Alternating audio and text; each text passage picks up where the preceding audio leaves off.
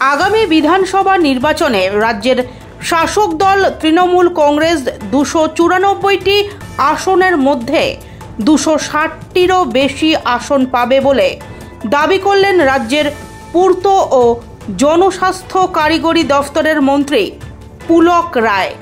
শনিবার হাওড়ার বাগনানে বাগনান কেন্দ্র তৃণমূল কংগ্রেসের উদ্যোগে বিজয়া সম্মেলনীতে এসে এই দাবি করেন তিনি।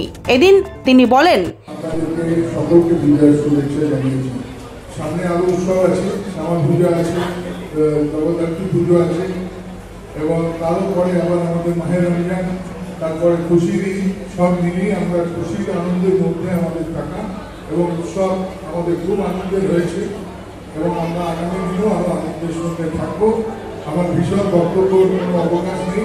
আপনাদের সকলকে আবার বিজয়ের শুভেচ্ছা, বড়দের প্রণাম, শুভেচ্ছা জানিয়ে আমরা সবাই কোনো অঙ্গীকারবদ্ধ হই 2026 বিধানসভা নির্বাচনে যত চক্রান্তই হোক, এসআইআর এর নামে এনআরসি করার চক্রান্ত হোক, মাইথন পাঞ্চের থেকে আমাদের জল ছেড়ে দিয়ে বাংলাকে বন্যায় ভাসানোর চক্রান্ত হোক, কেন্দ্রের অর্থ বন্ধ করে দিয়ে আমাদেরকে চক্রান্ত যতই করা হোক, আগামী দিনে আমরা মানসিকভাবে সকলেই এই বিজয় সম্মেলনী থেকে শপথ নিই বাগনান কেন্দ্রে আবার তৃতীয়বার নয় চতুর্থবারের জন্য অরুণাভ সিংকে আমরা আবার জয়লাভ করাবো।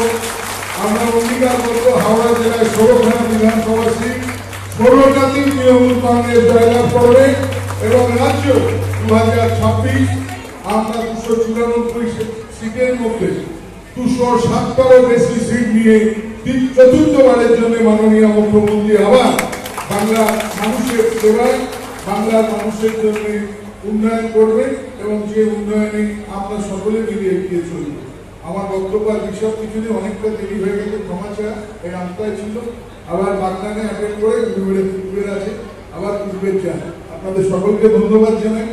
আর আপনাকে ধন্যবাদ জানাবো এই কারণে, বিশেষ করে রাজাকে বলবো, আমাদের পাশ্চাত্যের সব একটু নতুন না, তো আপনার হেমন্ত মুখোপাধ্যায় এত সুন্দর গান পরিবেশন করছে, রাজা এই উপহারটা দেওয়ার জন্য আমি রাজাকে ধন্যবাদ জানাবো, আপনাকেও ধন্যবাদ জানাবো। Thank you.